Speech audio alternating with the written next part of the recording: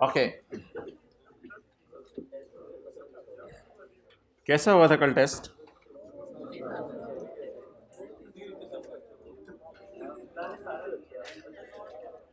अल्लाह का शुक्र है गया ही नहीं टेस्ट रूम में।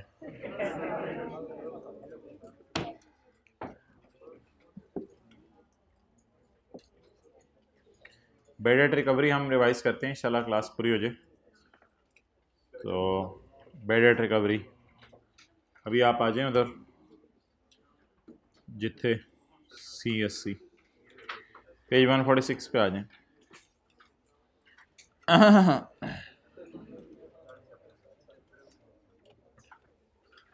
घर में भी इसी तरह करते हैं? कोई बड़ा आपका घर में करते हैं तो आप साथ? अच्छा,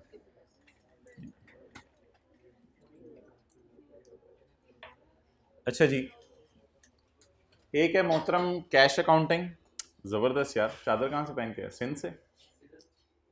चलो जल्दी बैठो। अच्छा, एक होती है कैश अकाउंटिंग और आप भी एक होती है कैश अकाउंटिंग, एक होती है एक्रूअल अकाउंटिंग। कैश अकाउंटिंग ये कहती है कि जब पैसे जाएं तो खर्चा बुक करो, जब पैसे तो खर्चा बुक करो। अगर आपने बिजली आती है घर, अगर आपने बिजली 12 महीने इस्तेमाल की, अगर आपने बिजली 12 महीने इस्तेमाल की लेकिन आखिरी महीने का बिल नहीं दिया, तो पेमेंट कितने महीने की होगी? 11 महीने की। बिजली इस्तेमाल कितने महीने हुई? 12 महीने। और बिजली का बिल पे कितने महीने का किया? 11 महीने का। अब कैश अकाउंटिंग क्या कहती है कि कितना खर्चा बुक करो? 11, जितना कैश पे किया। और एक्रूअल अकाउंटिंग क्या कहती है? कितना खर्चा बुक करो? 12। तो अब आप मुझे बता दें, अगर मैं कैश अकाउंटिंग फॉलो करूं तो what will be my journal entries? अगर मैं कैश अकाउंटिंग फॉलो करूं तो जर्नल एंट्रीज क्या होंगी? Expense debit cash credit. कितने से? 11 से। और अगर मैं एक्रूअल अकाउंटिंग यूज करूं तो फिर मैं खर्चा कितना बुक करूंगा? 12। लेकिन कैश तो मेरा अभी तक 11 गया सिर्फ, बाकी आखिरी महीने का बिल अभी तक पेएबल है, तो पेएबल क्रेडिट कर देंगे। नोट कर लें।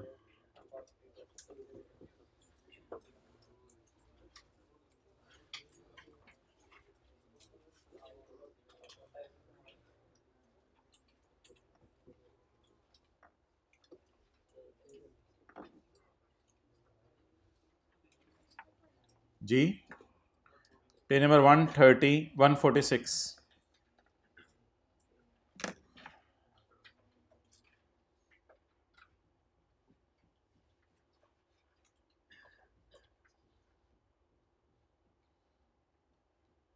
कैश अकाउंटिंग कहती है जो पे हुआ वो खर्चा है, एक्रूअल अकाउंटिंग कहती है जितनी बिजली इस्तेमाल हुई वो खर्चा है।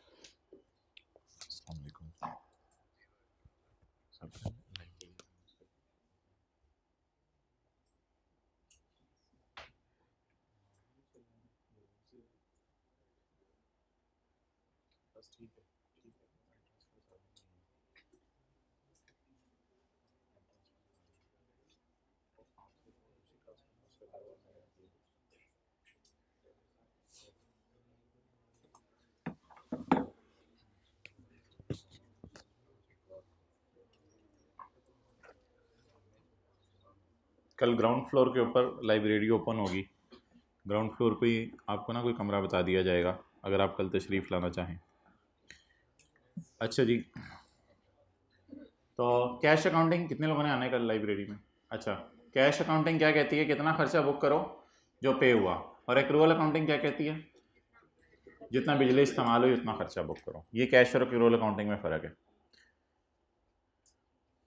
अच्छा, अब हम टैक्स की जब कर रहे हो, टैक्सेशन कर रहे हो चीज़ों की, तो कैश अकाउंटिंग फॉलो करें या एक्रूअल अकाउंटिंग फॉलो करें, उसके लिए लॉ मेकर कहते हैं आपकी चॉइस है।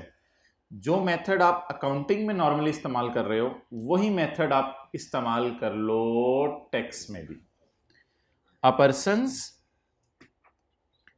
Person's income shall be calculated as per the method of accounting regularly employed. Regularly employed का मतलब लिखें, जो अकाउंटिंग में मेथड फॉलो कर रहे हैं वही टैक्स में भी फॉलो कर लें। जो अकाउंटिंग में मेथड फॉलो कर रहे हैं वही टैक्स में भी कर लें।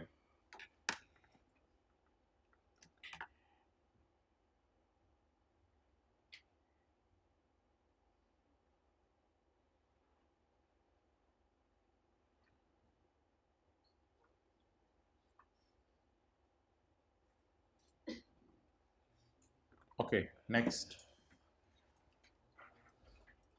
अकाउंटिंग में अगर कैश अकाउंटिंग कर रहे हैं तो इधर भी कैश कर लें टैक्स फॉलो की नज़र में। अगर अकाउंटिंग में एक्रूवल कर रहे हैं तो इधर भी एक्रूवल कर लें। बिजनेस का चैप्टर आप सुन लेते हैं ट्यूसडे को, ठीक है। बिजनेस का चैप्टर तो वो तो साथ साथ चल रहा है ना, तो इस लेवल पे आके तो अब आप नहीं ये कर रहे कि चलो बाद में कर लेंगे। अब तो माशाल्लाह आपने साथ साथ चैप्टर करने शुरू कर दिए, बहुत अच्छी बात है ये। पॉइंट नंबर 2 जी, ट्यूसडे को इंशाल्लाह बिजनेस का चैप्टर सुनूंगा मैं आपसे, आप मेरे से नहीं। लेकिन यार कंपनीज के लिए बाइंडिंग है, लेट आने वाले बबलू आज पहली जगह खाली है आपकी। कंपनीज के लिए बाइंडिंग है कि इन्होंने कौन सा मेथड फॉलो करना है, एक्रूवल। इनके लिए चॉइस नहीं है कैश या accrual. A company shall record income from business on an accrual basis. Company accrual basis follow करेगी। वाइल अदर पर्संस, ये कौन होंगे, इंडिविजुअल्स, और मैं रिकॉर्ड बोलें, मैं रिकॉर्ड ऑन कैश, दोबारा बोलें, और मैं रिकॉर्ड, वापस आ जाए पाकिस्तान में, और ऑन एक्रूवल। इनकी मर्जी है या कैश अकाउंटिंग फॉलो कर लें या एक्रूवल अकाउंटिंग फॉलो। कंपनीज ने कौन सा यूज करना है, इंडिविजुअल्स की मर्जी है, चाहे कैश चाहे एक्रूवल। अच्छा, एक तो सारी बातों की एक्सेप्शन है, बोर्ड अगर चाहे तो किसी भी बंदे को कह दे जो बिजनेस इनकम कमा रहे कि तुम कैश फॉलो करोगे या, हालांकि इंडिविजुअल एओपी के पास चॉइस है, लेकिन अगर बोर्ड कह दे तो वही करना पड़ेगा। हालांकि कंपनी के लिए बाइंडिंग है एक्रूवल, लेकिन अगर बोर्ड कह दे तो वही करना पड़ेगा।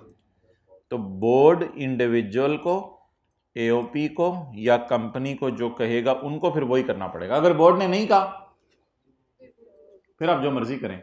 अगर कंपनी है तो एक्रूवल, वो तो मस्ट है, और अगर इंडिविजुअल एओपी है तो कैश या एक्रूवल।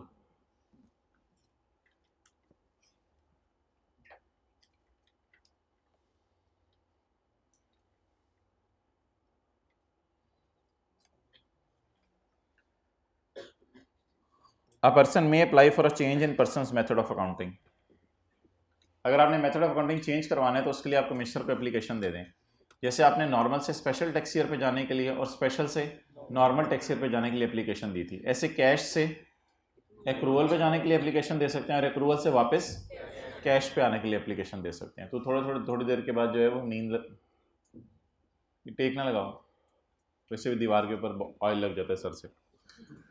अच्छा, अ पर्सन में apply for a change in method of accounting. Change in method of accounting ये ज्यादा है, कैश इस्तेमाल करते करते आपका दिल चाहे एक्रूवल की तरफ स्विच कर जाए, दिल नहीं चाहे।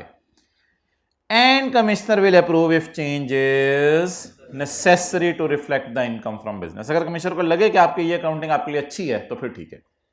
नेसेसरी की जगह उधर लिखा होता है कंपेलिंग नीड आपने शो करनी है, अशद जरूरत शो करनी है, फिर आपको टैक्स ईयर बदलने दिया जाएगा। तो नॉर्मल से स्पेशल, स्पेशल से नॉर्मल पे वापस आने की इजाजत है, लेकिन इसलिए इसके लिए आपको कमिश्नर से क्या लेनी पड़ेगी, इजाजत लेनी पड़ेगी, और आपको अशद जरूरत शो करनी पड़ेगी। Okay, now the next thing is,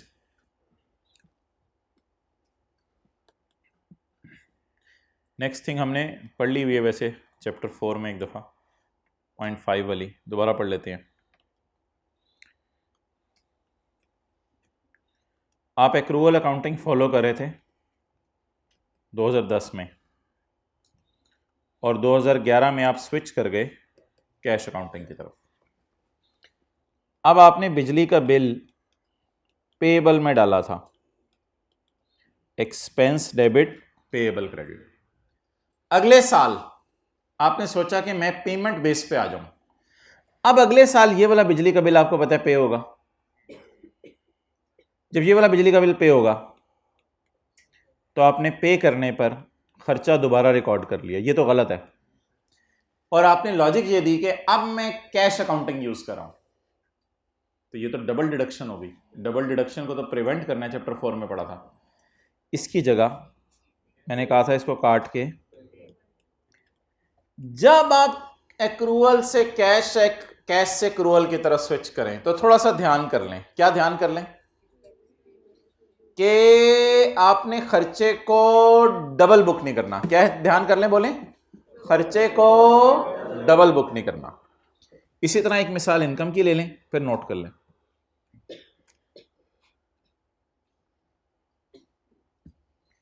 आपने बोतल बेची उधार पे, डेटर डेबिट सेल क्रेडिट। आपने बोतल बेची उधार पे, डेटर डेबिट सेल क्रेडिट। जब ग्राहक पैसे देने आया तब आप कैश अकाउंटिंग पे आ चुके थे, एक्रूअल से कैश पे स्विच कर गए थे। जब ग्राहक पैसे देने आया तो आपने एंट्री की कैश डेबिट सेल क्रेडिट, और आपने वजह यह कही कि अब मैं कैश अकाउंटिंग फॉलो कर रहा हूं तो इसलिए मेरी इनकम है ये। लेकिन ये बात तो गलत है, ये तो डबल इनकम रिकॉर्ड हो जाएगी। इसको रोकने के लिए क्या एंट्री करें? Cash debit debtor credit. चलें जी, नोट करो। ना डबल खर्चा बुक करने, ना डबल इनकम बुक करनी है।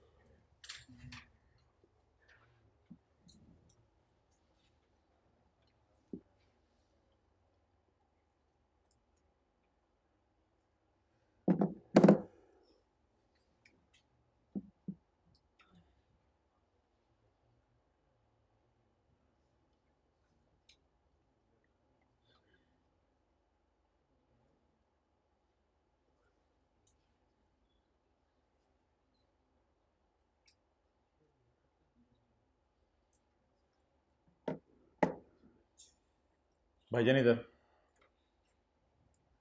अच्छा, आगे चलें।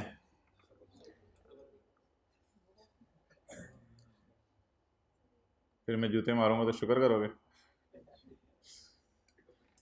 उस्ताद की जूते पड़ेंगे। अच्छा, चलो आगे चलो।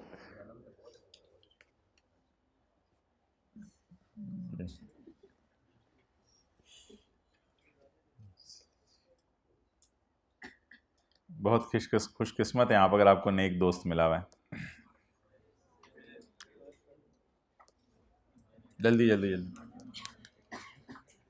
कंपनी के असरात होते हैं।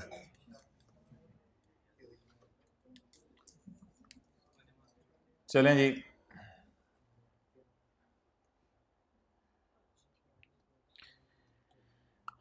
अगर एक बंदे का मेथड ऑफ अकाउंटिंग चेंज हो जाए, अगर एक बंदे का रंग धूप में काला हो जाए, नहीं नहीं नहीं नहीं, अगर एक बंदे का मेथड ऑफ अकाउंटिंग चेंज हो जाए, द बंदा में नहीं, द बंदा शेल, द बंदा shall adjust incomes, adjust deductions and adjust tax credits. इनको ऐसे एडजस्ट करो so that no item is omitted, कि दोनों साल ही सेल बुक ना हो रही हो, ये भी नहीं करना। No item is omitted and no item is taken into account more than once. ना आपने सिरे से ओमिट करने और ना आपने डबल रिकॉर्ड करना है, बल्कि मैनर रवि का रास्ता इख्तियार करना है। एक दफा सेल बुक करनी है, या अगर खर्चा है तो एक दफा बुक करना है, दो दफा बुक नहीं करना। ये था जी कॉन्सेप्ट। यहां ना डबल इनकम बुक करनी है और ना डबल खर्चा बुक करना है। जैसे अम्मी 2 बर्गर रख के जा रही हों, एक आपके लिए एक आपके छोटे भाई के लिए, और अम्मी आपको कह के जाए बेटे खाना भूल ना जाना, तो ना आपने खाना भूलना है और बेटे डबल भी ना खा लेना, तो बस एक खाना। ये बात हो रही है। जहाँ अगर एक बंदे का मेथड ऑफ अकाउंटिंग बदल जाए तो 3 चीज़ों को एडजस्ट करना है, इनकम को, खर्चों को और टैक्स क्रेडिट्स को। किस तरह एडजस्ट करना है? कि कोई आइटम आप भूल ना जाएं और ना कोई आइटम आप डबल रिकॉर्ड कर लें। सॉरी भाई, आपको बता रहे हैं कि कैश अकाउंटिंग क्या होती है। आप जो कि अकाउंटिंग के दादा हैं, आपको बता रहे हैं कैश अकाउंटिंग क्या होती है। कहते हैं कैश अकाउंटिंग में इनकम तब रिकॉर्ड करना जब मिल जाए, खर्चा तब रिकॉर्ड करना जब पे हो जाए। हंस के लोटपोट हो जाएं, इधर आ जाएं, हंस के लोटपोट हो जाएं, फिर आगे चलते हैं। हंसे हंसे लोटपोट हो, लोटपोट हो।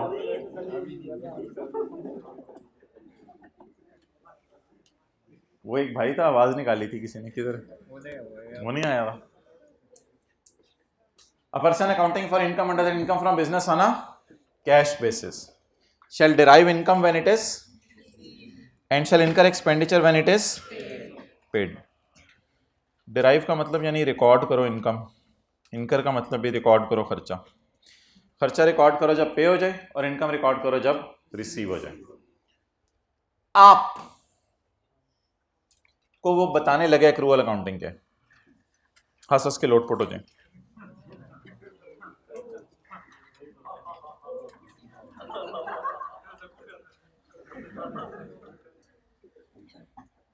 आप लोगों के बच्चे बड़े खुश रहेंगे। अच्छा जी, सेक्शन 34 चले। अब person accounting for income under the head income from business on N future की सोच, ऑन एन एक्रूअल बेस। जो बंदा कौन सी अकाउंटिंग चला रहा हो, तो इनकम को कब बुक करे? जब ड्यू हो और अर्न करें, ठीक है आपकी भी बात। और खर्चों को तब बुक करे जब पेबल हो। इनकम रिसीव होने पे, खर्चे पे होने पे नहीं, इनकम ड्यू जब हो जाए और खर्चे जब पेबल हो जाए। दोनों की एंट्री हमने कर ली है, दोबारा कर लेते हैं। दुकानदार ने बोतल और स्ट्रॉ आपको पेश कर दिया, आपने पैसे पेश नहीं किए, तो दुकानदार के इनकम ड्यू हो गई है, यानी दुकानदार के लिए ये रिसीवेबल है। डेटर डेबिट सेल क्रेडिट, दुकानदार इनकम बुक कर ले क्योंकि रिसीवेबल बन गया ना। ड्यू को ना रिसीवेबल कहते हैं वैसे। ड्यू की ये तो मैंने आपको एंट्री बताई है ना। ड्यू का मतलब एक्सपेंसेस के लिए पेएबल है और इनकम के लिए रिसीवेबल है। और पेएबल जब बिजली का बिल आ जाए लेकिन अभी तक आपने पे ना किया हो, या बिजली इस्तेमाल कर लें आपने पे ना की हो, दैट इज पेएबल। तो इधर इनकम कब रिकॉर्ड करनी है? जब ड्यू हो, और खर्चे कब रिकॉर्ड करने हैं? जब पेएबल हो। हमने कहा बबलू ये ड्यू क्या होवे और ये पेएबल क्या होवे? हमने पूछा ड्यू क्या होता है और पेएबल क्या होता है। An amount is due when the businessman becomes entitled to receive it.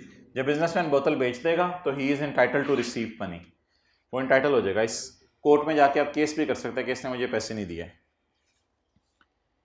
Even if the time for payment of money is delayed, even if the time for payment of money is, ऐसा भी हो सकता है आप समोसा खाएं और आप समोसा खा के उसको कहें मैं पैसे जो है 2 साल बाद दूंगा। Even if the time of payment of money is time for payment of entitlement, दुकानदार को एंटाइटलमेंट होती है कैश की, इज डिलेड।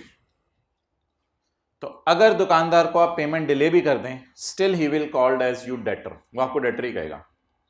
या ऐसा भी हो सकता है आप उसे कहते हैं मैं 2 साल बाद पैसे नहीं दूंगा, मैं हर पेपर पास होने के साथ 5-5 रुपए दूंगा, 30 रुपए इंशाल्लाह तुम्हें समोसे के पूरे दे ही दूंगा, फी पेपर 5 रुपए, मैसेज आके तुम्हें दिखाया करूंगा, उतरे उसके मुताबिक तुम्हें दे दूंगा इंशाल्लाह। इस दफ़ा 15 रुपये, अगली दफ़ा 15 रुपये, कुछ तो 20-20 रुपये भी देने वाले बैठे हैं क्लास में।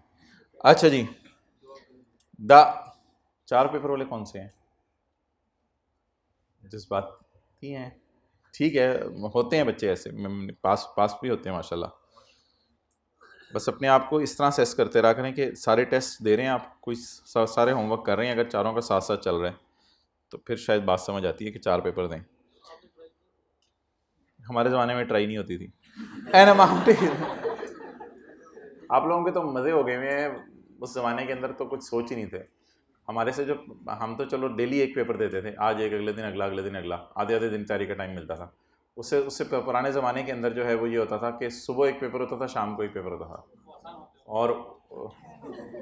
और उससे पहले जो है वो ये होता था कि पूरे साल बाद एक ही दफ़ा पेपर होते थे, तो सुबह शाम सुबह शाम सुबह शाम 3-4 दिन में फ़ारग। और ऐसे भी ज़माना होता था एक पेपर रह गया तो सारे रह गए। तो अब तो इतनी आसानियाँ हो गई है, छुट्टी आ गई पेपर के अंदर, ये कर लो वो कर लो, ये रह गया वो दे दो, वो रह गया, परमानेंट क्रेडिट ही लफ्ज़ वहाँ से निकला था कि हमेशा पास, वरना परमानेंट क्रेडिट का कोई तस्वुर नहीं था। एक रह गया, सारे रह गए। चलें जी, तो पता नहीं मज़े हैं आप लोगों के। N amount is payable, N amount is payable, एक अमाउंट पेएबल बन जाती है बाय अ पर्सन। अच्छा, पेमेंट के दो तरीके बता दें, पैसे डेटर से पैसे लेने के दो तरीके बता दें। एक तो डेटर को पैसे पोस्टपोन भी हो सकते हैं कि 2 साल बाद 3 साल बाद दे देना। एक क्या तरीका हो सकता है, पैसे थोड़े थोड़े करके ले लो, but he will still be called as debtor. College वालों को चाहे आपने कह दिया पेमेंट सेशन एंड पे करूंगा, पोस्टपोन कर रहा हूं, यू आर स्टिल डेटर। और कॉलेज वालों को आपने कह दिया हर महीने थोड़े थोड़े पैसे दे दूंगा, you are still a debtor. Installments भी डेटर होता है। An amount is payable by a businessman when the event show that liability have occurred. Event क्या होगा? Use of बिजली, use of electricity. When the event show that liability have occurred, and the amount of liability can be determined with reasonable accuracy. Meter reading जाके आप accuracy से तकरीबन बता सकते हैं कि मेरा बिल कितना आएगा। अगर रेंट है तो रेंट एग्रीमेंट आप देख के बता सकते हैं कि मेरा बिल कितना आएगा।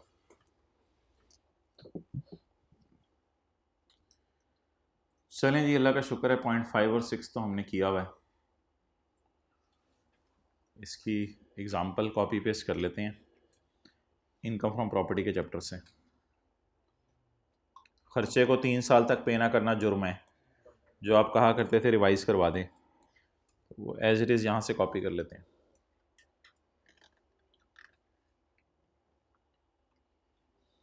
शायद कुछ लोगों को याद हो ये प्रोविजन। सुबह वाली क्लास की कॉपी की हुई भी पड़ी है अभी। चलें उसको फारिग कर देते।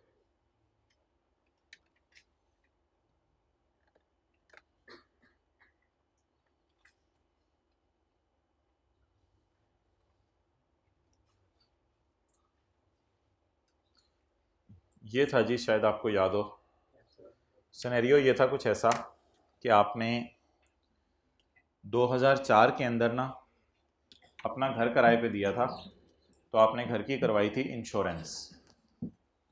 तो घर की जो इंश्योरेंस करवाई थी ना, तो इंश्योरेंस कंपनी को आपने इंश्योरेंस प्रीमियम पे नहीं किया था, तो फिर भी लॉ मेकर ने आपको खर्चा माइनस करने दिया था, डिडक्शन अलाउ कर दी थी कि आपने घर की इंश्योरेंस करवाई है तो खर्चा आपको माइनस करने की इजाज़त है। लेकिन आपने ये खर्चा माइनस करके डिडक्शन ले ली, डिडक्शन क्लेम करके आपने जो है वो प्रॉफिट्स कम कर लिए और टैक्स सेव हो गया आपको। जाहिर बात है, खर्चा जब रिकॉर्ड होगा तो प्रॉफिट्स कम होंगे, टैक्स आपको बचेगा। अब लॉ मेकर रिक्वेस्ट करे कि पैसे दे दो इसको।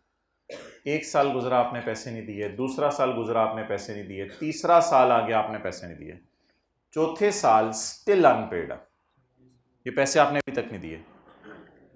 पेबल्स को पे ना करना ये जुर्म है।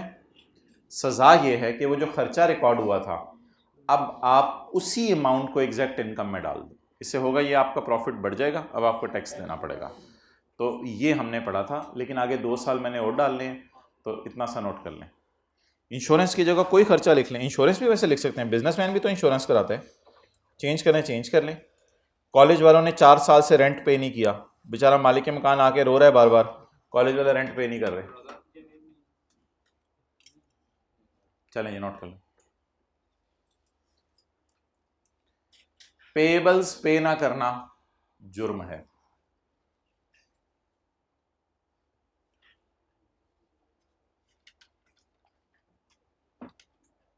और इसकी अंग्रेजी भी पढ़ लें। मैं ज़रा दूसरी क्लास वालों की खबर ले आऊं, बाल कटवा लें थोड़े से अपने। पर्सनल कमेंट्स दे सकते टीचर? दे सकते।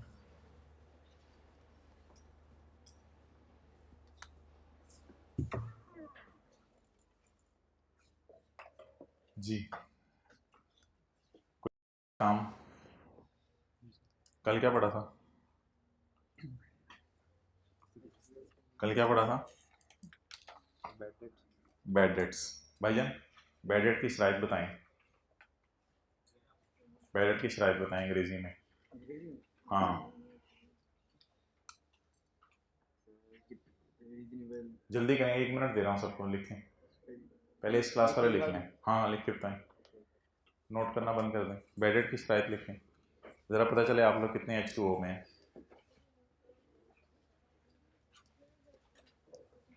चलें ट्यूसडे को कर लेते हैं।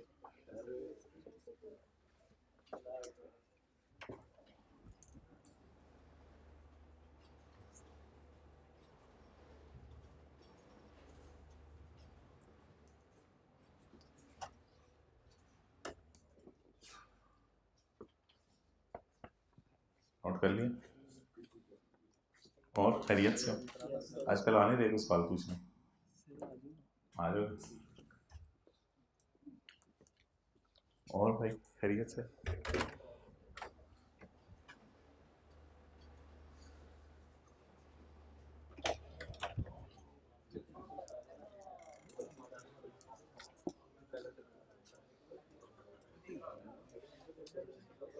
ये छड़ी आपके दोस्त को पकड़ा दी जाएगी और वो दोस्त को मारेगा।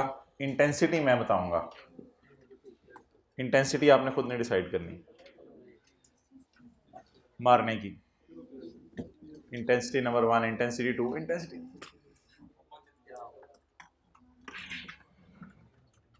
जिन्होंने ट्यूसडे को याद ना किया बिजनेस का चैप्टर।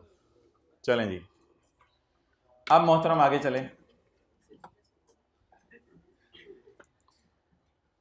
मेरा आपका मजाक है, आपका मेरा नहीं है। अच्छा जी, अब अंग्रेजी पढ़ लें। मुझे तो लगता है अंग्रेजी ही सारा मसला है, सारी चीज़ें अगर उर्दू में लिखी होती। अच्छा जी, पॉइंट नंबर 5, वेयर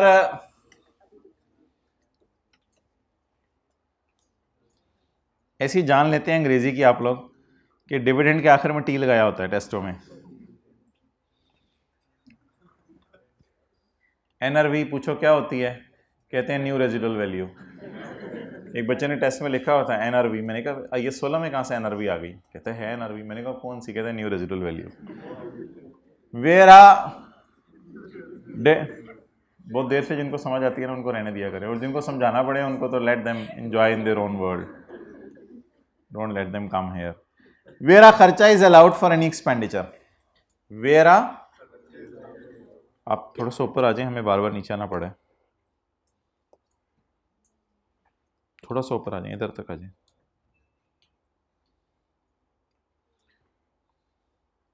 वेरा खर्चा इज अलाउड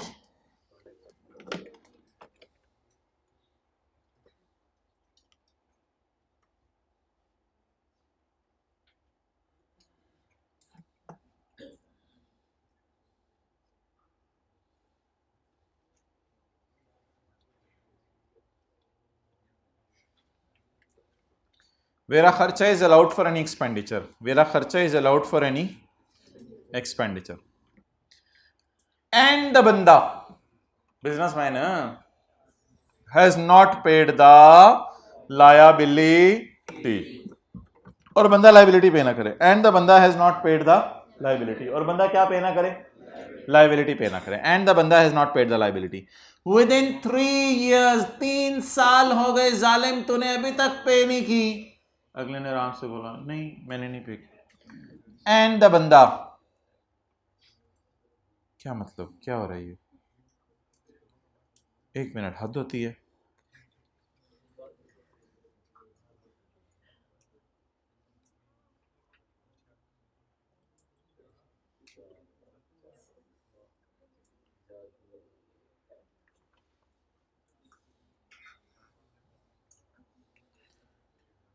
Where खर्चा is allowed for any खर्चा and the बंदा has not paid the liability within 3 years. 3 साल कहाँ से गिनने शुरू करने हैं?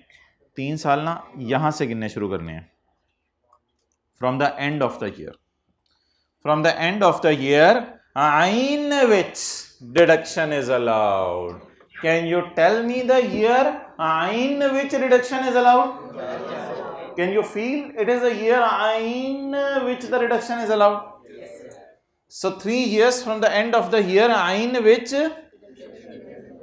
सजा सुने जी, सजा सुनाई जाने लगी है. The unpaid liability shall be chargeable under that income from in the पहला साल after the end of 3 years. पहला साल after the end of 3 years. अब जरा देखिएगा, we will enjoy. Where a deduction is allowed for an expense and the banda has not paid the liability within 3 years from the end of the year in which the reduction is allowed, the unpaid liability shall be added in the first year following the end of 3 years. कल आपने sports day पे ना साथ वाले दोस्त को ना बुला के या जरा साइड पे आना, कान इधर करना. Where a deduction is allowed for an expenditure, where a deduction is allowed for an and the banda has not paid the liability. इसके बाद आपने जरा ऊंची बोलने लग जाना. And the banda has not paid the within 3 years, guy, within 3 years from the end of the year in which the reduction was allowed. इधर आओ, सजा सुनो. The unpaid liability shall be added in the first year. उसे प्यार से बताना, in the first year following the end of 3 years. बताएं साथ वाले को, जल्दी करें. Where a deduction is allowed से शुरू करें. बिस्मिल्लाह. Where a deduction is allowed. गुत्थम गुत्था हो जाए साथ वाले से, जल्दी जल्दी बताएं उसे.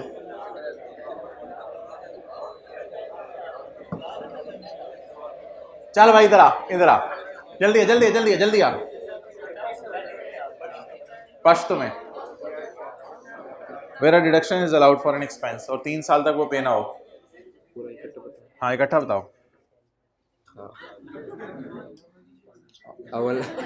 अवाला चल. अवलने काल के पैसे वो तपरीखी चेलकप दा माफ को वो पदरे काल अगर पैसे माफ न की तो पसदरम काल के बदले सजा दाई चिपागवेन का. द्रे नहीं बोला, द्रे बोला दोबारा से मैंने नहीं सुना. पवन द्रे रोज. चलो पवलने काल के वो पैसे माफ को डिडक्शन दपारा वो पदरे काल के अगर पैसे वरने की कस्ता तो पसदरम काल के बागा पैसे मुमकिन कम तवाचो अगर बदले सजाई माफी. अच्छा जी, तो अनपेड लाइबिलिटी को इनकम में क्या कर दिया जाएगा? ऐड कर दिया जाएगा. ओके. लेकिन ऐसा भी तो हो सकता है कि 2009 में, 10 में, 11 में वो बंदे लेके आ जाए और आप जैसे शरीफ तो आप भी नहीं है, कोई 4 साल से पेमेंट नहीं की हुई. जब वो बंदे लेके आ जाए तो आप प्रेशर में आके पैसे दे दें. यू पेड, ना चाहते हुए आपने पे कर दिए. बेगम ने कहा वो वे खा गया, मैं मना भी किया सी दिन पंगे ना ले. एंड फाइनली यू पेड, आपने 3 ट्रिलियन पे कर दिया जो उसने मांगा था. यू पेड, आपने आप 3 की पेमेंट कर दी. अब बता दें बेनिफिट क्या मिलेगा. अब 3 डिडक्शन के तौर पर अलाउ हो जाएगा. अब खर्चा दोबारा माइनस करने की इजाजत मिल जाएगी ना. पहले खर्चा इनकम में जा चुके ना, उल्ट हो चुके.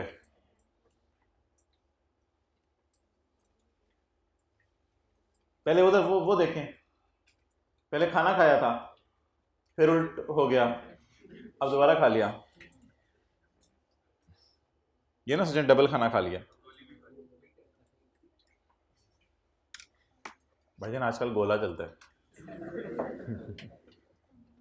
ओके. शायद कि तेरे दिल में मैंने बात की नहीं अभी, कुतरे की कहते हैं. अच्छा जी, इसकी अंग्रेजी बताएं.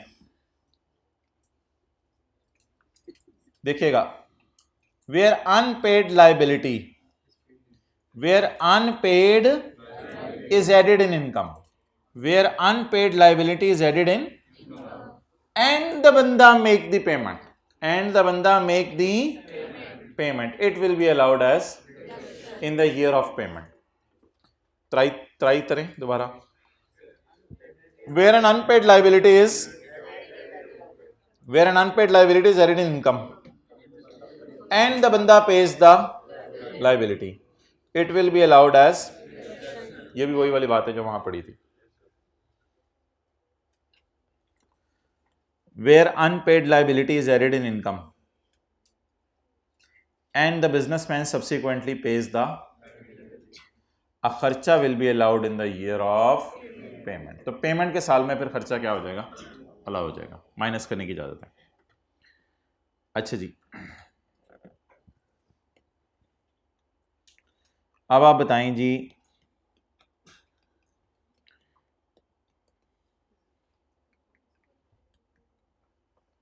परचेज की आपने 100 रुपए की, तो एंट्री क्या होगी, परचेज डेबिट क्रेडिटर क्रेडिट, और परचेज आपको पता है खर्चा होता है, सेल में से माइनस होती है ना, तो परचेज एक खर्चा होता है।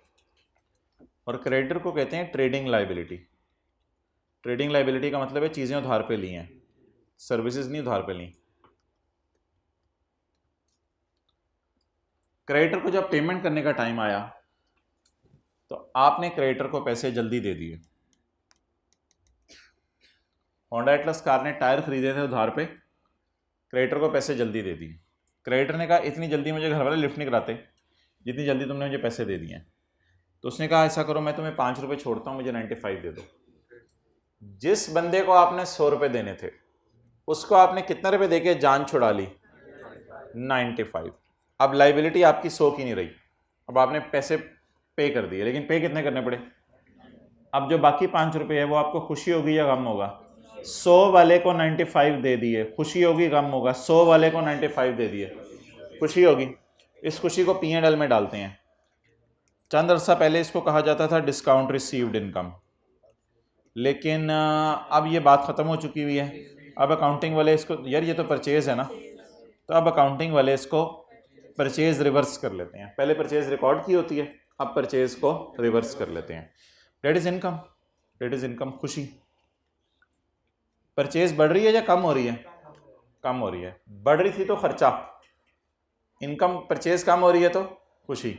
वैसे अकाउंटिंग की क्लास में पहले यहाँ P&L क्रेडिट किया जाता था, यानी बैलेंसिंग फिगर खुशी में चली जाती थी, लेकिन अब भी खुशी है। लेकिन खुशी किस नाम से, खुशी के नाम से या परचेज करने के नाम से, परचेज कम करने के नाम से। तो ये 5 रुपये जी इनकम फ्रॉम बिजनेस है। ये सेक्शन ये समझाना चाह रहा है कि ये 5 रुपये इनकम फ्रॉम बिजनेस है। नोट कर लो।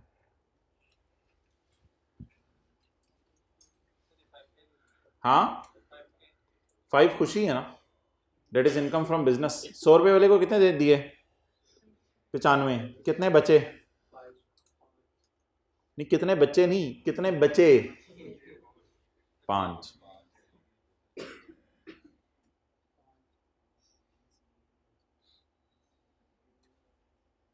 गर्मी लग रही है, ये रिमोट पकड़ो, इसको 22-23 पे कर दो। लग रही है ना, थोड़ी थोड़ी लगे। लिया रिमोट। कैसा था कल टेस्ट, इजी आ गया था ना। अगले वाला टेस्ट जरा सही देंगे।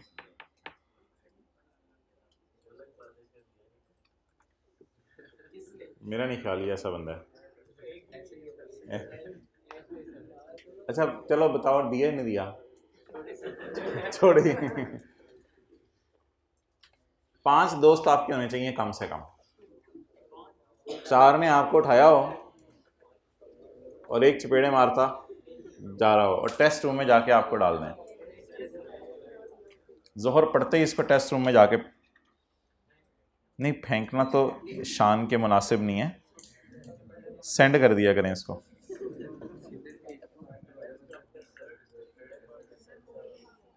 नोट नहीं किया अभी तक, कितने दिन और लेने हैं, चलें नोट करें जल्दी।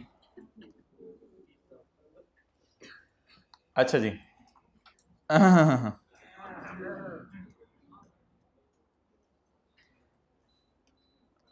अगर एक खर्चा अलाउ हो जाए फॉर अ ट्रेडिंग लाइबिलिटी, अगर क्या अलाउ हो जाए, खर्चा किसका, for a trading liability. Trading liability में खर्चा अलाउ हो जाए, एंड द बंदा, and the derives any benefit against it, और इसके बदले आपको क्या मिल जाए, the benefit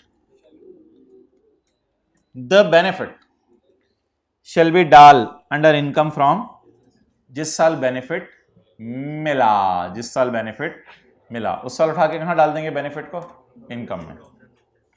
तो याद कर लें, अगर एक खर्चा अलाउ हो,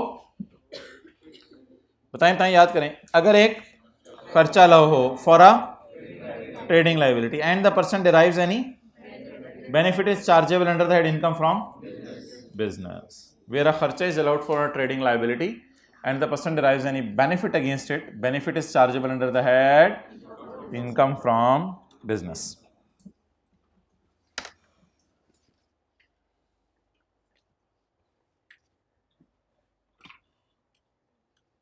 खड़े हो जाओ, खड़े हो जाओ, कुछ भी ना करना ही बहुत कुछ करना है।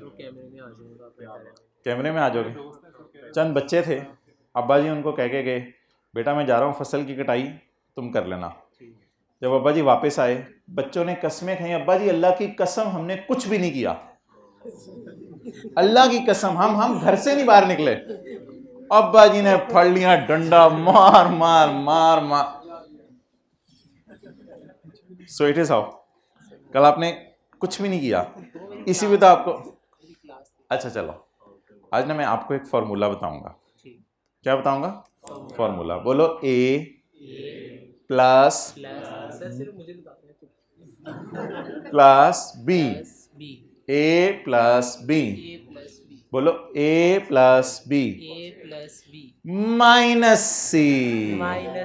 ऐसा फॉर्मूला हमने आज तक नहीं पढ़ा। बोलो ए प्लस माइनस सी। चलें, फॉर्मूला बताएं जल्दी जल्दी क्या है। ये फॉर्मूले की आपने डेरिवेशन समझनी है। Cost of sale is equal to A plus B minus C, where A is the opening stock and B is the purchase, and C is the closing stock। सुभान अल्लाह। चलें जी, फॉर्मूला आप लिखें A plus B minus C, A plus B minus C, where A is the, B is the purchase। Try करो जरा, पर नहीं, तूने फिर आर बोल दिया है। बोलो परचेज, आर नहीं बोलना, ट्राई करो। नहीं ठहरो जरा, आर नहीं बोलना, नहीं आर नहीं बोलना, परचेज बोलो। परचेज, थोड़ा हल्का सा आर का टच है, ज्यादा ना आए। ट्राई करो, आखिरी ट्राई। परचेज। अच्छा, तो B is purchase, B is purchase and C is closing stock, C is closing stock. अच्छा जी, अभी तक अच्छा, इसको ना वो कहते हैं, अकाउंटिंग वाले सर तो इसको कॉस्ट ऑफ सेल कहते हैं, लेकिन हम इसको कहते हैं cost of stock disposed. Cost of stock disposed, इसका मतलब क्या होता है? Cost of sale. अच्छा, जो है ना, चंद चीज़ों के साथ ही मैं इंपॉर्टेंट लिखवाता हूँ, बल्कि अभी तक शायद अभी कभी लिखवाया नहीं था, इसके साथ ज़रा इंपॉर्टेंट लिख लें। ओपनिंग स्टॉक जो है ना, वो क्लोजिंग स्टॉक होता है पिछले साल वाला। ये ज़रा समझिएगा आप।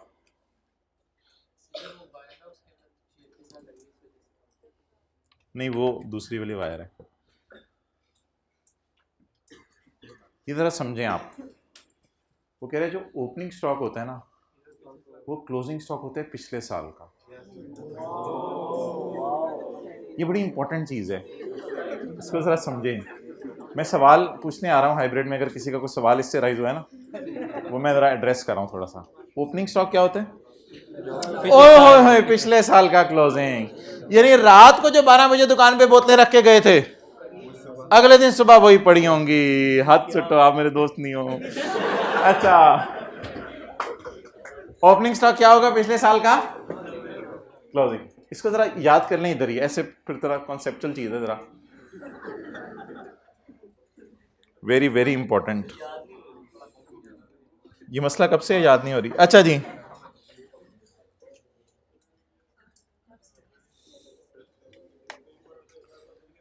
ओके, घरों में कोई लड़ाइयाँ लड़ियाँ हो रही होती हैं कभी किसी बात पे या कुछ हो रहा होता है, तो आप उसको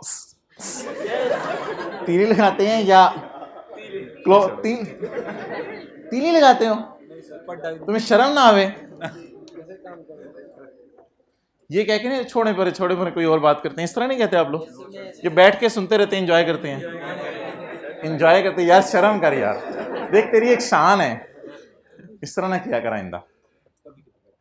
कभी कभी एंजॉय करते हैं, छोड़ दे यार, क्या करना है, छोटी सी जिंदगी है, तुम्हें लड़वा के क्या करना है। हाथ जो भी, ताली दो हाथों से बजती है, एक से लगे रहे। तो लड़ाई यही होती है, अगला एक दो दफा बोलेगा, जब कहेगा कि आपने आगे से बोलना ही नहीं, वो चुप कर जाएगा। ओके, अबू बकर रज़ी अल्लाह तआला अन्हु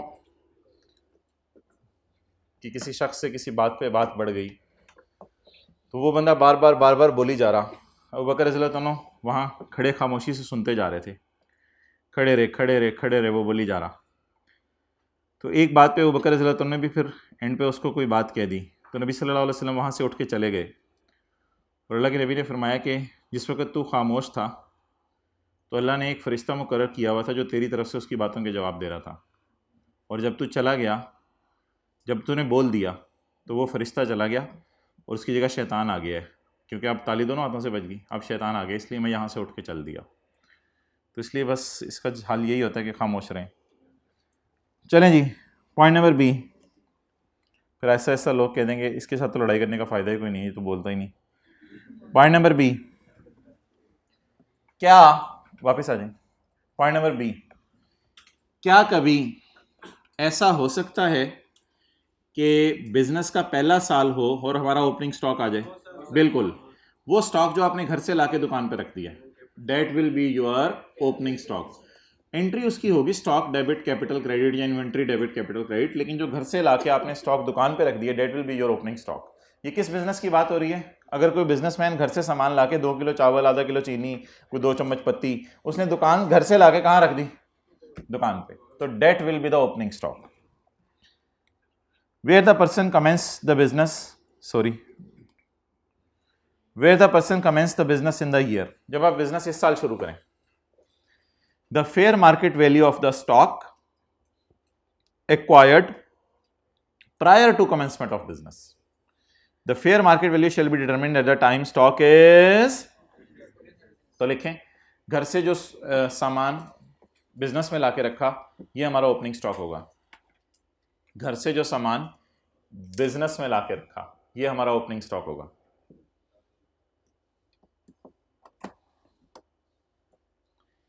अगली क्लास में ना आपको खड़ा किया जाएगा, जो आपका दोस्त एब्सेंट था उसको नहीं। वो मेरी बात सुने पहले। अच्छा, तो अगली क्लास के अंदर ना आपको खड़ा किया जाएगा, ये ज़रा तैयार होके आइएगा आप।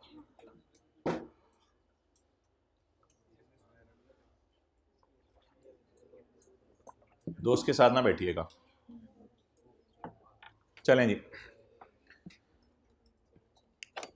The closing stock shall be the lower of cost or net realizable value, ये पढ़ा हुआ है आप लोगों ने? क्लोजिंग स्टॉक रिकॉर्ड होता है लोअर ऑफ कॉस्ट और एनआरवी, IS 2 में भी ये लिखा हुआ था। अच्छा जी, ये जो पानी की बोतल है, निकाल लूं, कुछ और तो नहीं साथ? अच्छा, ये जो पानी की बोतल है, इस पानी की बोतल को जब नेस्ले वालों ने बनाया होगा तो इस पे कोई प्लास्टिक इस्तेमाल हुआ होगा। फिर जिन नेक हाथों ने, जिन नमाजी हाथों ने, कितने ज्यादा नमाजी हाथों के हाथ से गुजर के ये बोतल अब तक पहुंची, तो उन्होंने हाथ इस्तेमाल किया होगा इस बोतल को बनाने के लिए, डायरेक्ट लेबर। इसके अलावा फैक्ट्री के अंदर कुछ ओवरहेड्स लगे होंगे, variable factory overhead. Variable factory overhead वो फैक्ट्री के अंदर होने वाले खर्चे होते हैं जो मटेरियल और लेबर के अलावा हों। आपको जो पता है आप मुझे क्लास के बाद बताइएगा, जरा मुझे एक गो में मुझे बता लेने दो जो मुझे पता है। डायरेक्ट मटेरियल वो है जो इस बोतल के अंदर इस्तेमाल हुआ, डायरेक्ट लेबर वो है जिसने ये बोतल बनाई जिन हाथों ने, और फैक्ट्री के अंदर फैक्ट्री का रेंट भी पे हो रहा है, फैक्ट्री की डेप्रिसिएशन भी है, फैक्ट्री के अंदर फ्यूल भी है, फैक्ट्री में पैकिंग मटेरियल भी इस्तेमाल हो रहा है, तो वो डब्बा कार्टन जिस गत्ते के कार्टन में रख के ये बोतलें पहुंच, या वो बोतलों का क्रेट जिसमें रख के पेप्सी की बोतलें पहुंची, वो शायद हो जाए variable factory overhead. Variable factory overhead ऐसा फैक्ट्री का खर्चा होता है जो प्रोडक्शन के लेवल से बढ़ता है। अगर आप ज्यादा बोतलें बनाएंगे तो ज्यादा पैकिंग मटेरियल, अगर कम बोतलें बनाएंगे तो कम पैकिंग मटेरियल। एक और भी ओवरहेड्स होते हैं फिक्स्ड, वो भी मैं नहीं आपको बता रहा। अब बोतल की कॉस्ट निकालने का एक तरीका ये है, एक और तरीका भी है बोतल की कॉस्ट निकालने का, वो है बोतल के अंदर जो प्लास्टिक वगैरह इस्तेमाल हुआ, जिन हाथों ने ये बोतल बनाई, और फैक्ट्री के अंदर होने वाले सारे खर्चे, फैक्ट्री के अंदर होने वाले सारे खर्चे। ये जो फैक्ट्री के अंदर होने वाले खर्चे हैं ये दो किस्म के हो सकते हैं, वेरिएबल भी हो सकते हैं और फिक्स्ड भी हो सकते हैं। वेरिएबल भी हो सकते हैं और फिक्स्ड भी हो सकते हैं। अब अगर मैं ये मेथड फॉलो करूं, 2 रुपए, 1 रुपए, इशारिया 2 रुपए, तो मेरी बोतल की कॉस्ट आएगी 3.2। लेकिन अगर मैं ये मेथड इस्तेमाल करूं तो 2 रुपए, 1 रुपए, इशारिया 2 ये खर्चा आ गया और इशारिया 8 ये खर्चा आ गया, तो मेरी बोतल की कॉस्ट होगी 4 रुपए। अब सवाल यह है कि इन दोनों मेथड्स में से कौन सा यूज करना है, ये अलग बहस है। पहले फर्क समझ लें वेरिएबल और फिक्स्ड फैक्ट्री ओवरहेड्स में। इधर मैंने वेरिएबल फैक्ट्री ओवरहेड लिखे हैं, इधर मैंने लफ्ज लिखा है खाली factory overhead, that comprise of variable and fixed. Variable factory overhead वो होते हैं जो प्रोडक्शन लेवल से वेरी करें, और फिक्स्ड ओवरहेड वो होते हैं जो प्रोडक्शन बढ़ने से ना बढ़ें। मिसाल के तौर पर कॉलेज वालों के लिए कितने टेस्ट फोटोकॉपी कराने हैं, ये इस पर डिपेंड करता है कि टेस्ट रूम में कितने बच्चे आए या फिर क्लास में कितने इनरोल्ड हैं, इस पर डिपेंड करते हैं। अगर 100 की सिटिंग कैपेसिटी है तो 50 बच्चे अगर जो हैं तो हो सकते हैं 50 के लिए फोटोकॉपी कराएं, 100 के लिए फोटोकॉपी कराने का फायदा कोई नहीं। तो ये खर्चा वेरिएबल है। स्टूडेंट ज्यादा टेस्ट देने आए ज्यादा फोटोकॉपी करवा लेंगे मौके पे, स्टूडेंट कम टेस्ट देने आए कम फोटोकॉपीज यूज हो जाएंगी। लेकिन स्टूडेंट ज्यादा आए या कम आए, बिल्डिंग का रेंट वही रहना है। बिल्डिंग के रेंट वाले ने रिलैक्सेशन नहीं करनी कि आपके बच्चे इस दफा कम एडमिशन हुए हैं इस कॉलेज में तो हम आपको रेंट थोड़ा सा माफ कर देते हैं, ऐसी बात नहीं होगी। तो फिक्स्ड खर्चा वो होता है, जैसे आप सैर करने जाएं, टूर के ऊपर जाएं, ट्रिप के ऊपर जाएं कहीं, तो अब कॉलेज वालों के लिए बस का खर्चा एक फिक्स्ड खर्चा है। अब 40 की बस करवाई और बच्चे आए 25, अब खाना जाके शायद 25 को खिला रहे होंगे, लेकिन बस का खर्चा तो पूरा करना पड़ेगा, पूरा देना पड़ेगा। बस वाला ये नहीं कहेगा कि आप जो है वो सिर्फ इतनी सवारियों का दे दो, क्योंकि आपने पूरी बस कराई है। इस बुनियाद के ऊपर खर्चे फिक्स भी होते हैं और वेरिएबल भी होते हैं। इस मेथड को कहते हैं प्राइम कॉस्ट। इसमें हमेशा कॉस्ट कम आती है क्योंकि एक ओवरहेड नहीं शामिल ना ये वाले, और इस मेथड को कहते हैं एब्जॉर्प्शन कॉस्ट। अब सवाल यह है कि हमारे पास चॉइस अवेलेबल है, जो मर्जी करें? नहीं। अगर मैं कैश अकाउंटिंग फॉलो कर रहा हूं तो मेरी मर्जी है कि मैं प्राइम की तरफ जाऊं या एब्जॉर्प्शन की तरफ जाऊं। इसके याद रखने के लिए एक रूल ये है कि एब्जॉर्प्शन सारी चीजें एब्जॉर्ब कर लेता है, तो याद रखने के लिए ये रूल है। अच्छा, और अगर मैं कौन सी अकाउंटिंग फॉलो कर रहा हूं, सुबह सुबह आके एक और अकाउंटिंग पढ़ी थी एक्रूअल, तो मेरे पास चॉइस नहीं है, मेरे पास सिर्फ एक ही मेथड है जो कि अच्छा मेथड है ज्यादा, एब्जॉर्प्शन कॉस्ट। फिर मैं एब्जॉर्प्शन यूज करूंगा, नोट कर लो।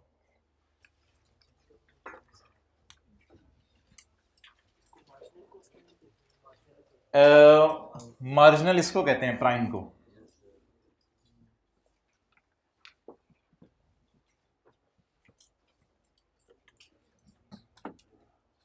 सॉरी, ये लो।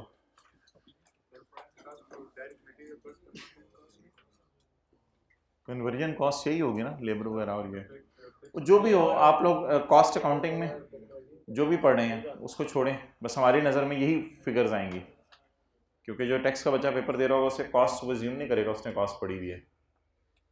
इसी डेटा के मुताबिक आप सॉल्व करेंगे।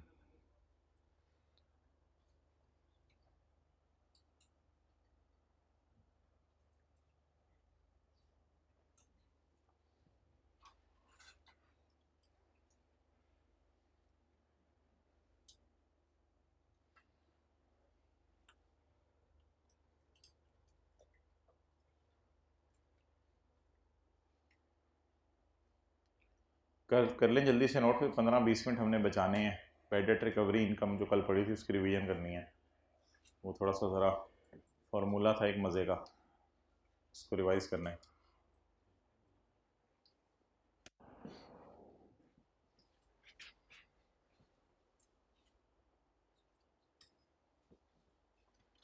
घर में कोई बच्चा मैथ पढ़ा हो तो आप उसे क्या कहते हैं?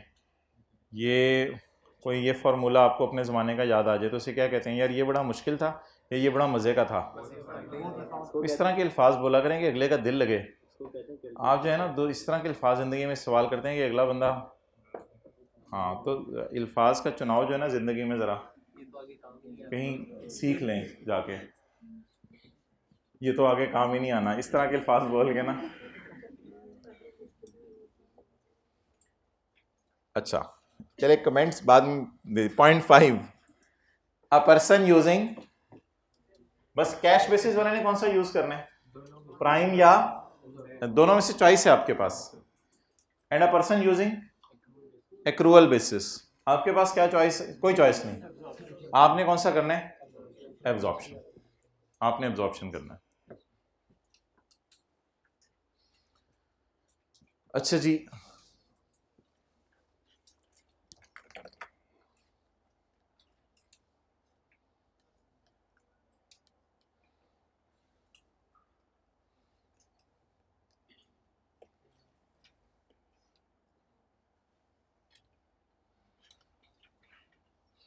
इधर देखें भाई,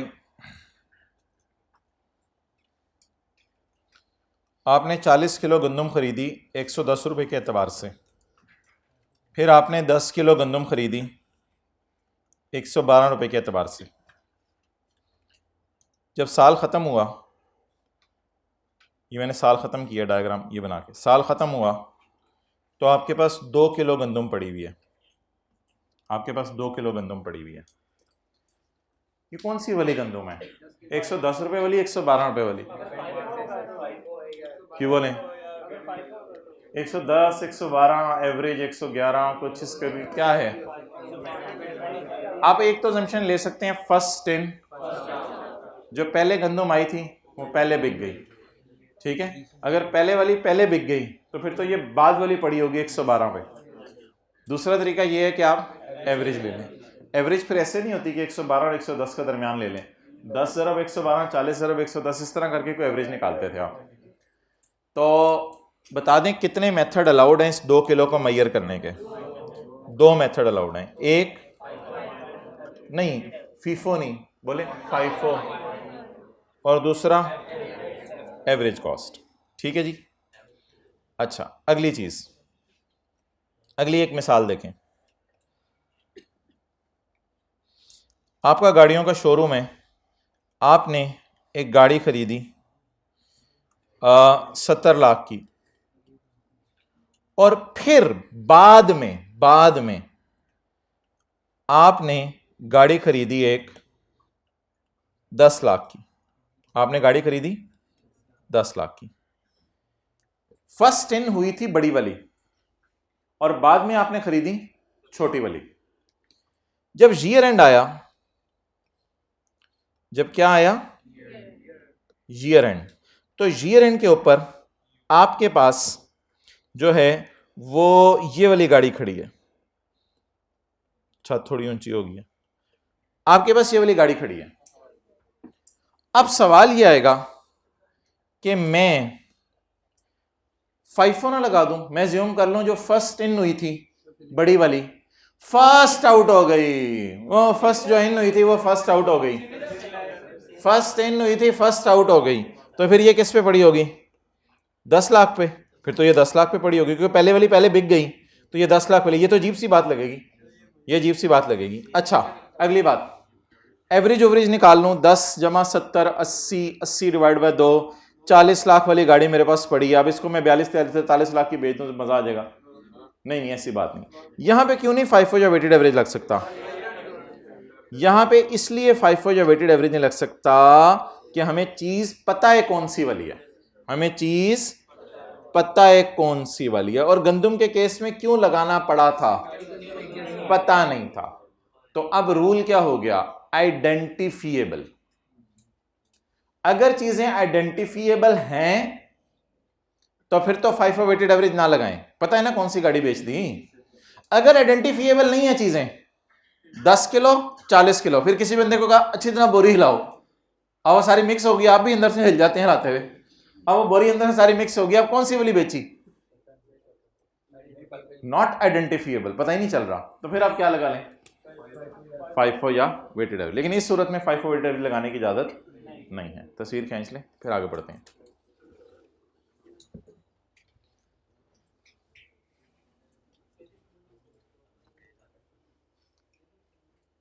नोट करना है, नोट कर लें।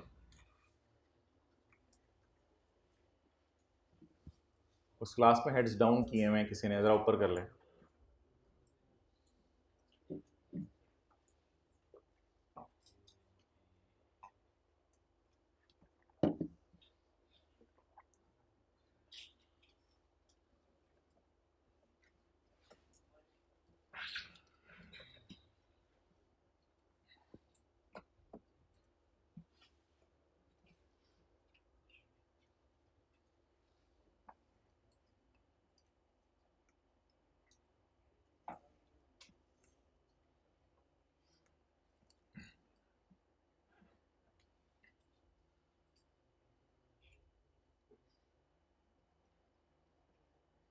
अच्छा जी,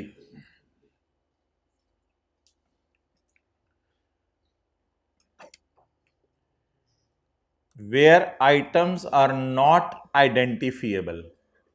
गंदम वाली या गाड़ी वाली मिसाल? गंदम वाली। Where items are not readily, जहां पता नहीं चल रहा कौन सी चीज किधर गई, फिर क्या करें? मे यूज और मे यूज। दूसरी बात इसने लिखी नहीं, वो मैं आपको बता देता हूं। अगर आइडेंटिफाई हो रहे हो फिर FIFO वेटेड एवरेज लगाने की इजाजत ओके। लेकिन एक दफा जो आपने मेथड चूज कर लिया ना, बाद में आप इसको चेंज कर सकते हैं कमिश्नर की इजाजत से, और कमिश्नर को शराइत लगाएगा। तो FIFO से वेटेड एवरेज पे जाने की इजाजत है, जैसे नॉर्मल से स्पेशल टैक्स ईयर पे जाने की इजाजत थी। चलें जी, खत्म हुआ। 0.7 खुद ही पढ़ लीजिएगा।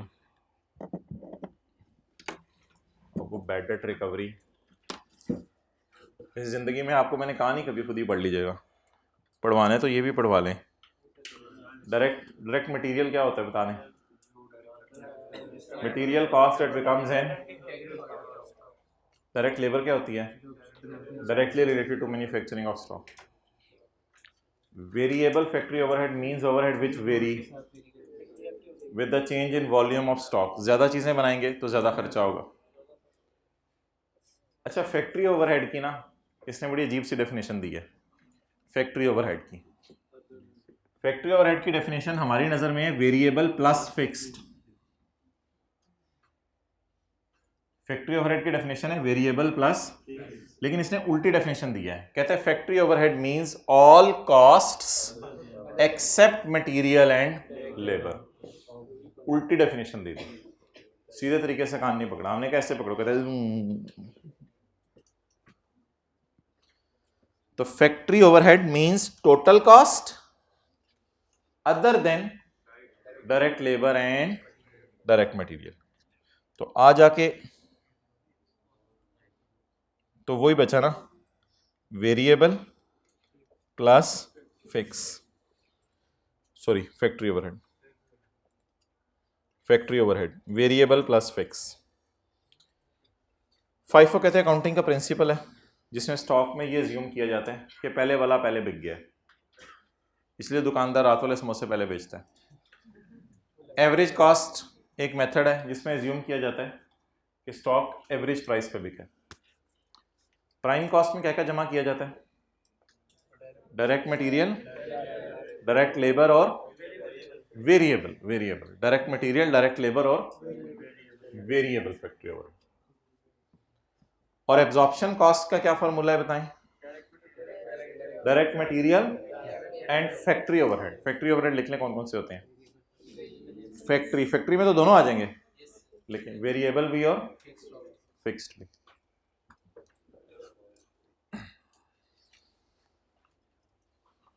अच्छा जी, स्टॉक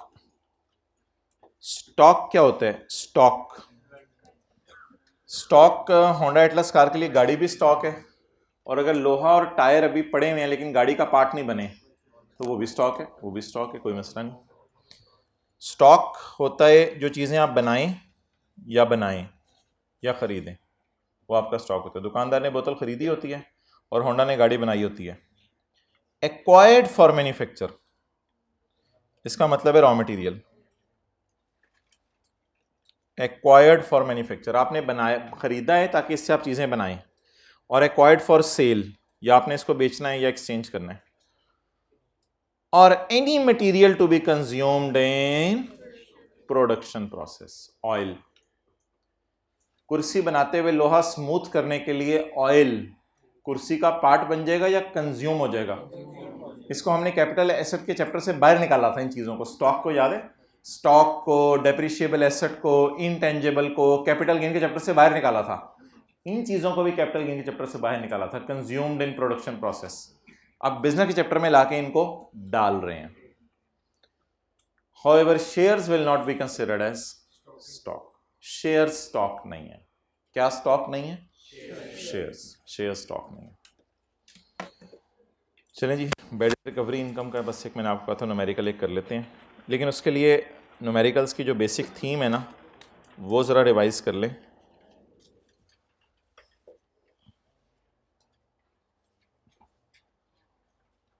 ये देखें,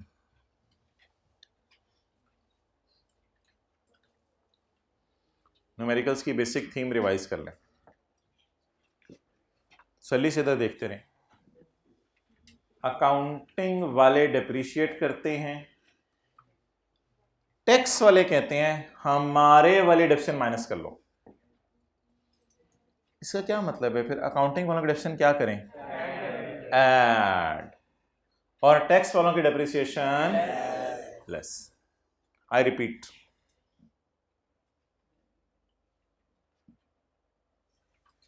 फिक्स्ड एसेट बेचा, लॉस आया, टैक्स वाले कहते हैं यार हमारे वाला लॉस माइनस कर लो, हमारे वाला लॉस माइनस कर लो। फिर हम जो हमने लॉस माइनस कर लिया उसका क्या करें? ऐड कर दें। एक तीसरी बात जो मैंने यहां लिखी नहीं हुई, कल पढ़ाई थी, टैक्स वाले कहते हैं हमारे वाले बैड डेट माइनस करो।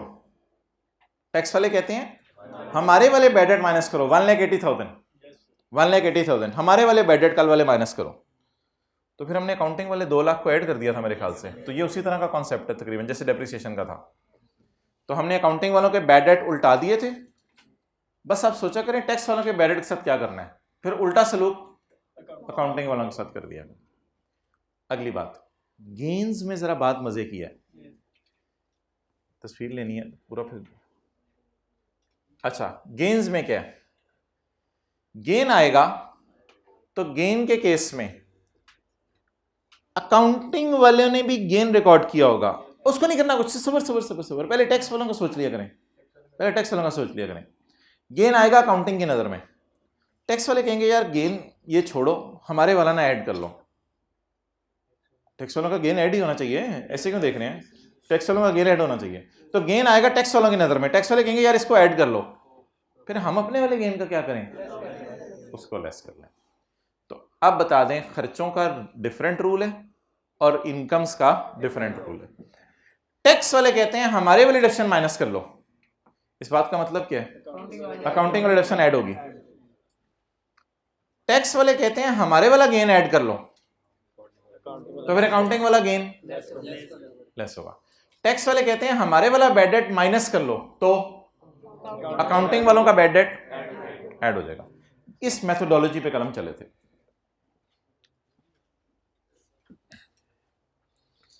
अच्छा, अब ये जो न्यूमेरिकल है ना, कल वाला, इसमें आप आए और इसमें आके पेज नंबर 145 पर, 145 के एंड पर मुझे बताएं अकाउंटिंग वालों की नजर में कितना बैड डेट रिकवर हुआ था? 25। पहला काम आपने पेपर में यह करना है, डिडक्ट कर देना 25 को इनकम फ्रॉम बिजनेस में। स्टेप 1 ये तो करना ही करना है।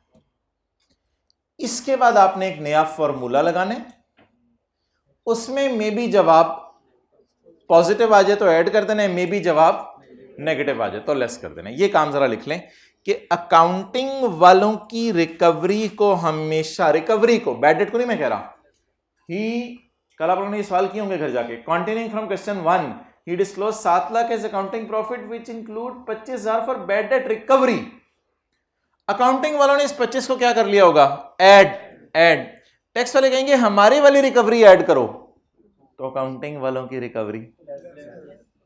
इसलिए स्टेप 1 आपने ये किया करना है, अकाउंटिंग वालों की रिकवरी उल्टानी है और नई वर्किंग खोल कर कुछ फिगर होंगी वो उनको आपने प्लस माइनस करना है। ओके, अब कल के सवाल में एक डेटर था, आज जो मैं सवाल कराने लगा हूं उसमें 2 डेटर होंगे। ये मैं हूं पेज नंबर 145 पे। स्टेप 1 अकाउंटिंग वालों की रिकवरी लेस करनी है, और स्टेप 2 टैक्स वालों की बैड डेट रिकवरी इनकम सवाल बताएगा प्लस करनी है या माइनस करनी है, वो फॉर्मूला बताएगा। आमतौर पे टैक्स वालों की बैड डेट रिकवरी ही आएगी शायद, तो उसको प्लस किया करेंगे, ना ही तो माइनस किया करेंगे। इसको अब सारे को रिवाइज करते हैं। पास पेपर का क्वेश्चन निकाल लें।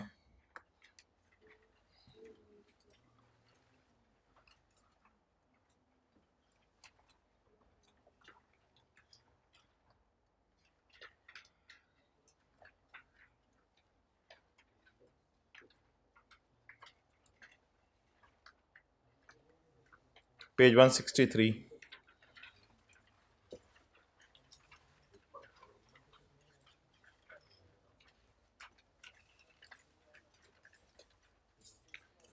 अकाउंटिंग वालों को प्रॉफिट आया 30 जून 2008 में 1200।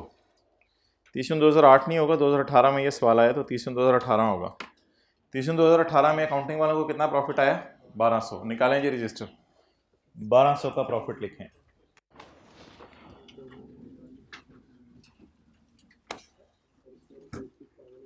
अबू बकर, ये ज़रा नोट करें, इधर वाइट बोर्ड पे मिटाते हैं तो पीछे असरात नहीं रह जाते। नीचे वाली क्लास पे पीछे इसके असरात रह रहे हैं, ज़रा देखें इसका क्या वजह है।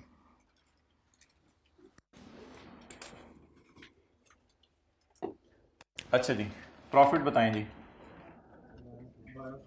2008 के साल का कितना? 1200 रुपीज़ इन 1000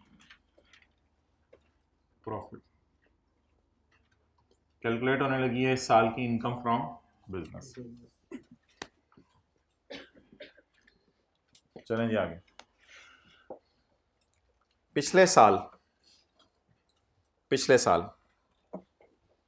जैसे हमारे सवाल में 2011 और 10 था ना कल, तो इसमें देखो यार पिछला साल 20x8 बनेगा, 20x7 पिछले साल।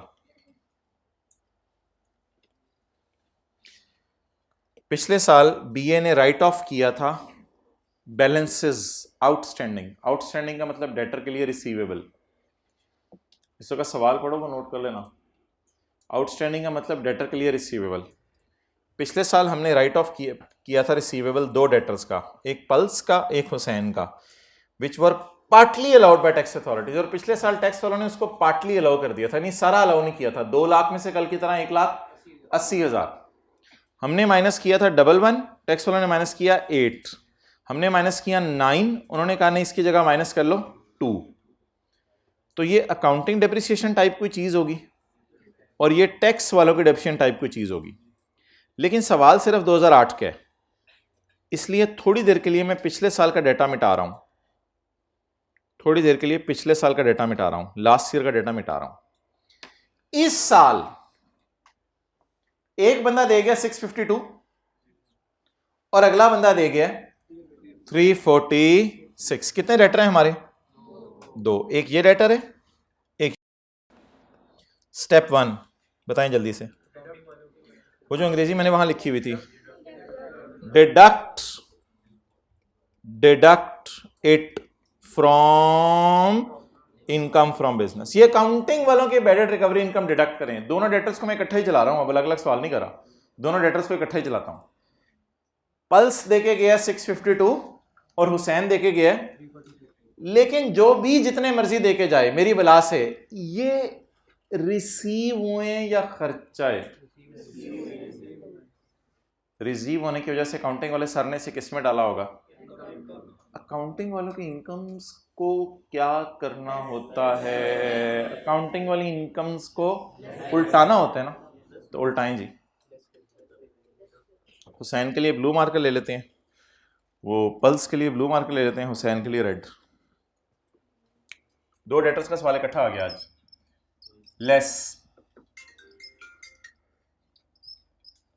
बड़ा बोल रहा है आज तो ये। अकाउंटिंग वालों की, मोबाइल को साइलेंट पे लगा दो विदाउट वाइब्रेशन सीए करने तक। अकाउंटिंग वालों की बैड डेट रिकवरी इनकम बोलें जी, वरना आप ना मोबाइल के ताबे चलेंगे, फिर जब भी टू पा ची पू करेगा तो आप जाके उसको देख रहे होंगे। तो अपने आप को मोबाइल के ताबे ना बनाएं, मोबाइल को अपने ताबे बनाएं। तो इसलिए इसको वाइब्रेशन पे भी ना रखा करें। मेरी बात भी सुन रहे होते हैं या पल्स इंटरनेशनल जी। अकाउंटिंग वालों की इनकम उल्टा दी। कल ना दोनों सालों के प्रॉफिट दिए हुए थे, तो जिस साल बैड डेट हुआ था वो वाला सवाल भी करना पड़ा था। आज सिर्फ इसी साल का डाटा दिया हुआ है, तो बस फिर इसी साल का सवाल कर रहे हैं हम, पिछले साल का नहीं कर रहे सॉल्व। अकाउंटिंग वालों की बैड डेट उल्टा दिया, लेकिन एक और भी अकाउंटिंग वालों की recovery, bad debt recovery, accounting वालों की बैड डेट रिकवरी उल्टा दी। एक और डेटर भी है, उस वो भी पैसे दे गया, उसकी भी अकाउंटिंग वालों की बैड डेट रिकवरी इनकम उल्टाएं। Bad debt recovery income Hussain global जी, इसकी भी। ये स्टेप 1 हो गया। स्टेप 2 है नई वर्किंग ओपन करें, यहां तक नोट कर लें। फिर स्टेप 2 है, तो बेहतर है वर्किंग 2 शुरू करते हैं अब हम। ये न्यूमेरिकल का वर्किंग 1 चल रही है जो इनकम फ्रॉम बिजनेस है, बल्कि शायद सवाल में तो टैक्सेबल इनकम मांगी है, तो ये मेन पे कर दीजिएगा, खैर है टैक्सेबल इनकम मांगी है, ठीक है वर्किंग 1 कर दीजिएगा, टोटल को बिजनेस में ले जाइएगा, टोटल जो भी हो। वर्किंग्स खोलें जी, दो डेटर्स की वर्किंग खोलेंगे, एक डेटर की, दोनों डेटर्स की वर्किंग। किसी को याद हो कल वाली? पहले वर्किंग खोल लेते हैं उसके लिए, पल्स के लिए, और फिर वर्किंग खोल लेते हैं किसके लिए? हुसैन ग्लोबल के लिए। टाइम जाया कर रहा हूं आपका just. Amount recovered, amount recovered 6, वो इधर से अवेलेबल है, वो एक सवाल से अवेलेबल है। 652 अमाउंट रिकवर्ड 3। अच्छा फॉर्मूले पहले पूरे करा दें दोनों के। लेस एक्चुअल रिसीव नहीं मेरे भाई, एक्चुअल रिसीव तो ऊपर डाला है 652, actual bad less previously allowed, पिछले साल टैक्स वालों ने कितना माइनस करने दिया था, प्रीवियसली अलाउड। इधर भी यही फॉर्मूला, ये फॉर्मूला मुझे नहीं पता पॉजिटिव दे या नेगेटिव दे। Actual bad debt less previously allowed.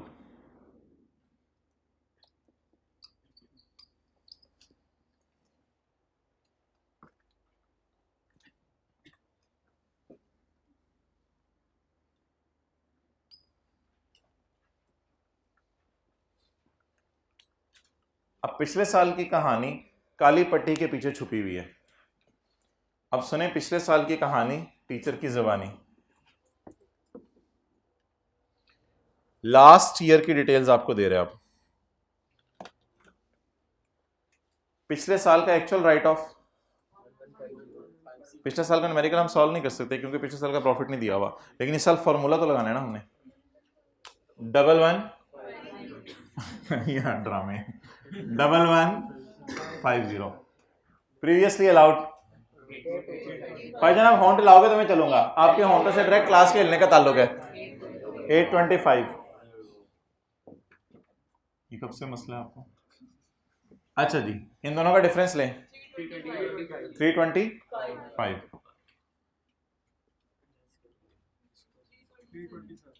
Positive 327 बोले। अगर ये पॉजिटिव है तो फिर इसका नाम रख दें टैक्स वालों की bad debt recovery income. Tax वालों की bad debt recovery income.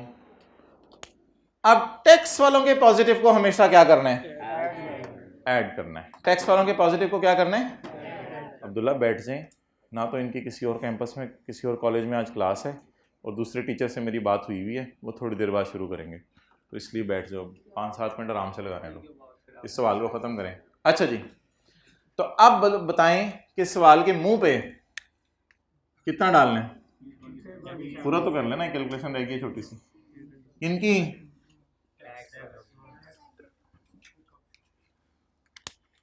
Pulse के लिए हमने नीला मार्कर रखा हुआ था ना। ये किन की रिकवरी है? अच्छा, टैक्स वालों की फिगर्स अगर पॉजिटिव आ जाए तो वो मेरे ख्याल से ऐड करनी चाहिए ना न्यूमेरिकल के बेस पे, तो पॉजिटिव फिगर है प्लस 327। अब जरा इंग्लिश का फिकरा पढ़ने दीजिएगा। बाबलू बाबलू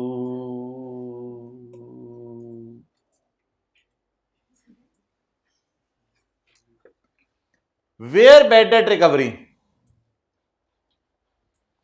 बोलो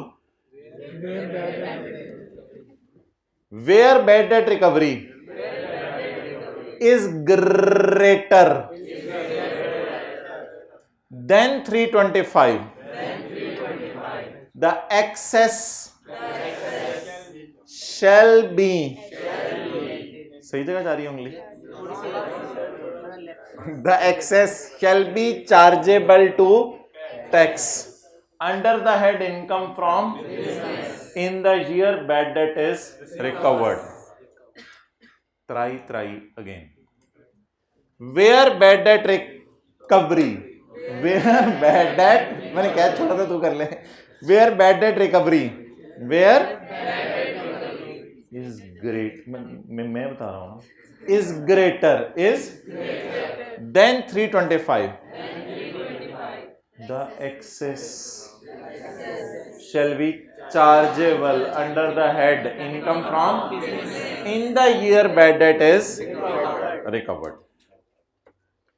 लेकिन इसको ना अपने पेपर में ऐसे लिखना है, where bad debt recovery is greater than the difference between actual bad debt and previously allowed as deduction.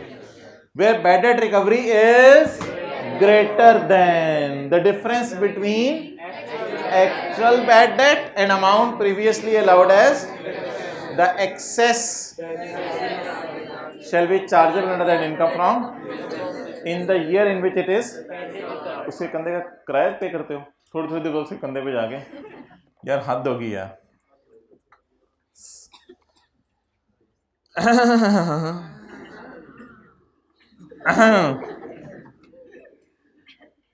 Where bad debt recovery is greater than the difference between,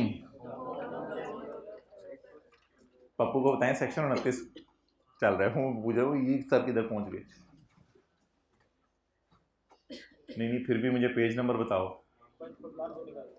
Where bad debt recovery is greater then difference between whole of bad debt and amount previously allowed as the excess shall be chargeable under that income from in the year in which it is received.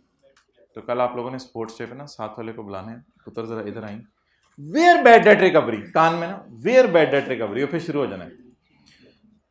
ये इनको register खोल, मैं इधर CA करा लें लाल।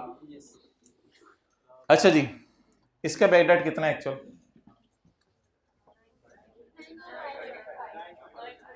920 और previously allowed कितना लेके भागा था? लेकिन टैक्स वालों की नजर में कितना भागा? 240 और लंगोटी कितनी हाथ में आई? 346। वो तो दे के तो ये गया ना। अच्छा 680